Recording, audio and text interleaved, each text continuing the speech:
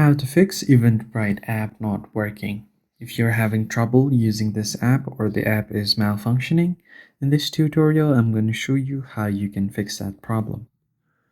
So the first thing that you want to do is head over to your Play Store and search for Eventbrite and make sure that your app is up to date.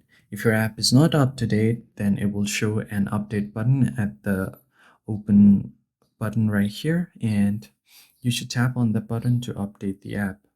Once you do that, head over to your app info and make sure to clear all of its cache. So go to storage and clear cache. And after that, you can even clear data to refresh the app. Once you do that, head over to your battery section and make sure that it's not unrestricted. Make sure it's on either of these two options, which is best for both your phone and your app. And finally, head over to permissions and allow all of these permissions for the app to run smoothly.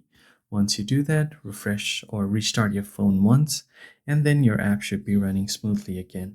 If you found the video helpful, hit the like button and subscribe to the channel. I will see you guys on the next one.